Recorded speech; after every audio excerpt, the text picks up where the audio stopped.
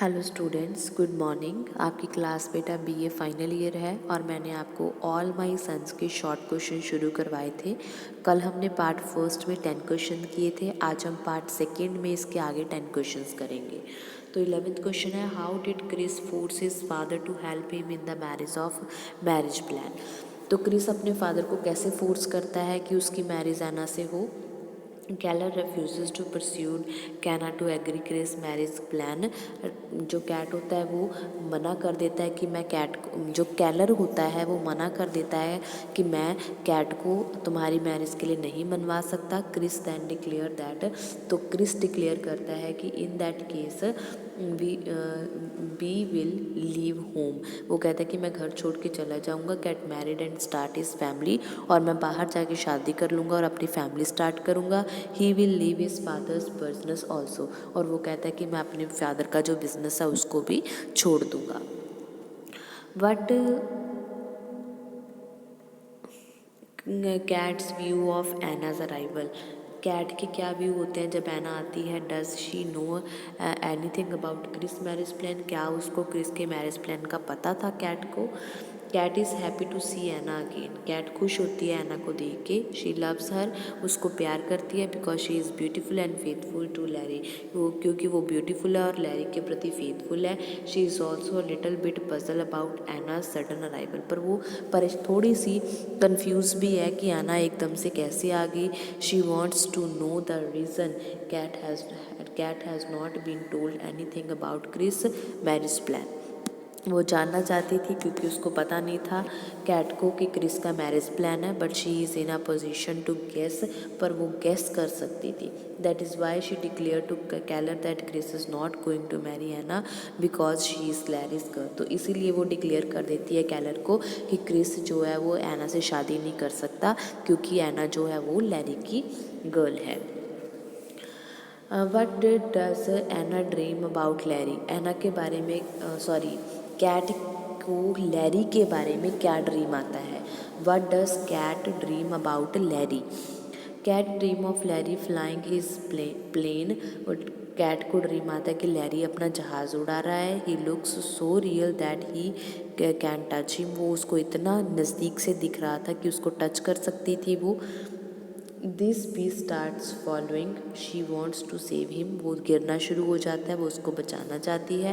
Eight this very moment the dream breaks, और इस moment पे उसका जो ड्रीम है वो टूट जाता है। Kate can not sleep any more. Kate को उसके बाद नींद नहीं आती। She comes out to the backyard. वो अपने जो घर के पीछे गार्डन बना है उसके पास जाती है। Then in front of her Larry's apple tree is blooms down by the storm wind. तो उसको दिखाई देता है कि लैरी ने जो अपने बर्थडे पे एप्पल का ट्री लगाया था वो आंधी की वजह से गिर चुका है।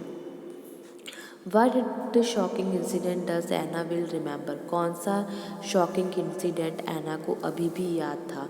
एना still remembers Mrs Homerd's one of her neighbour. वो मिसेज होमर्ड जो उनकी नेबर थी वो याद थी। Standing in front of her house, जो कि उनके घर के सामने खड़ी थी।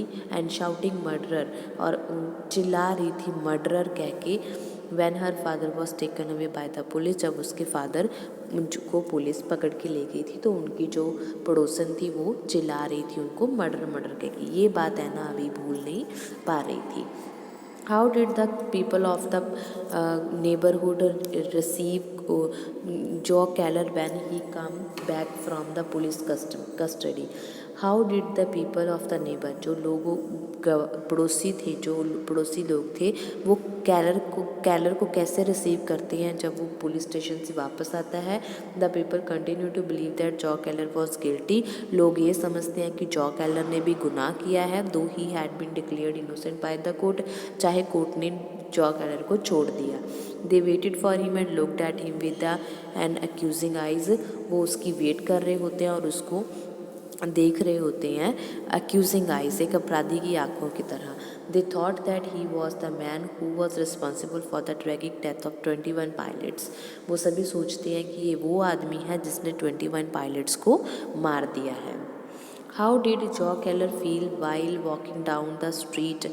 How did he face the people, jaw कैलर कैसे फील करता है जब वो गली में निकलता है, लोगों को कैसे फेस करता है वो। Joe Keller felt guilty although he had a court paper in his pocket to prove his innocence. Joe है जो उसको गिल्टी फील होती है, पर चाहे कि उसकी पॉकेट में प्रूफ होता है, कागज़ होता है कोर्ट की तरफ से कि वो इनोसेंट है, but he walked on with his head high and smile on his face. पर वो चलता है अपने फेस पे स्माइल लेके और अपना सिर ऊंचा करके। He face the people with great courage and patience, और लोगों को वो फेस करता है पूरे करेज और पेशेंस के साथ, चाहे लोग कुछ भी उसको बोलते रहे पर वो इस बात की परवाह नहीं करता। नेक्स्ट क्वेश्चन है what according to Joe Keller was the mistake committed by Deever family. Joe के अकॉर्डिंग जो डेवर की फैमिली ने क्या मिस्टेक की थी। According to the Joe Keller, David and David's family had no courage to face the using eyes of the people. उसके Keller के according कि डेवर और डेवर की फैमिली है जो उसको लोगों को फेस करना नहीं आता। They left the town and went away to New York. वो टाउन को छोड़ के न्यूयॉर्क शिफ्ट हो गए थे। As a result people still talk about him. इसी का नतीजा है कि आज भी लोग उनके बारे में बातें करते हैं। How have Anna and George treated their father after he was sent into the jail. या फिर एना के अपने फादर के लिए क्या व्यूज़ थे। Anna used to see her father every day and cried. Anna अपने फादर को देखने जाती रोज और रोती थी। But when she put the news about Larry, पर जब उसको लैरी के बारे में खबर मिली, she stopped going to see him. वो उसने जाना, अपने फादर के पास जाना बंद कर दिया। Both Anna and George hated their father. दोनों अपने फादर से नफरत करने लगे। They never went to see him in jail. वो कभी भी उसको जेल देखने नहीं गए। They did not even write to him. उन्होंने कभी उसको लेटर भी नहीं लिखा। इन देयर आइज, उनकी आंखों में he was a murder of 21 pilots. उनकी आंखों में जो उनका फादर था एक मर्डरर था। What did Steve Deever and Joe Keller manufacture. क्या करते थे वो, किस बात का बिजनेस करते थे। Steve Deever was Joe Keller's partner था बिजनेस में। They manufactured cylinder heads supplied them to army air force. वो सिलेंडर हेड जो प्लेन में यूज़ होते हैं उनको सप्लाई करते थे आर्मी एयरफोर्स को। The cylinder heads were used in flying machines, aeroplanes. इन सिलेंडर हेड को कहाँ यूज़ किया जाता था, जो जहाज़ हैं उनके फ्लाइंग मशीन में लगाया जाता था during the second world war. What was Steve Deever crime. Steve Deever ने क्या क्राइम किया था। Steve Deever's crime was that he supplied defective cylinder heads. उसने ख़राब सिलेंडर हैं जो वो सप्लाई कर दिए थे। The cylinder had cracked. जो सिलेंडर थे वो क्रैक हो चुके थे। He covered the cracks and slipped them out. उसने उन क्रैक्स को ठीक किया और आगे भेज दिया। इसके रिजल्ट से 21 पायलट्स हैं जो ऑस्ट्रेलिया में क्रैश हो गए एंड 21 पायलट्स डाइड। और 20 प्लेन्स हैं जो जहाज हैं वो क्रैश हो गए ऑस्ट्रेलिया में, और उसके साथ ही 21 पायलट्स हैं जो वो मर गए थे। ठीक है बेटा, उम्मीद है आपको ये 10 क्वेश्चन समझ में आ गए होंगे। अगर फिर भी कोई प्रॉब्लम लगती है तो आप मेरे को कभी भी कमेंट बॉक्स में कमेंट करके पूछ सकते हो। ओके, नेक्स्ट वीडियो में हम पार्ट 3 में अगले 10 क्वेश्चंस करेंगे। तब तक आप इनको अच्छे से समझ लो। ओके बेटा, okay, have a nice day.